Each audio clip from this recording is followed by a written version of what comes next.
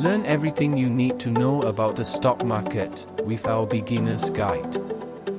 Gain an understanding of the distinction between saving and investing. Money matters. Learn the difference between savings and investing. Before we begin our road toward financial freedom, let us first learn the fundamentals of saving and investing. A smart investor strikes a balance between the two. Saving is the process of putting money aside in extremely safe and liquid investments. The primary goal should be capital preservation, with a secondary purpose of generating returns if possible.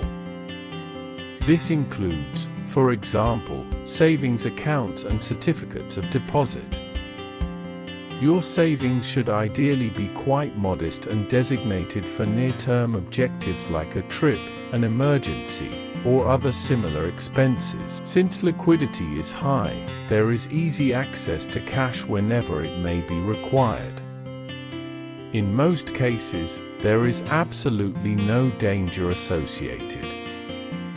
Your savings account may accrue interest for you.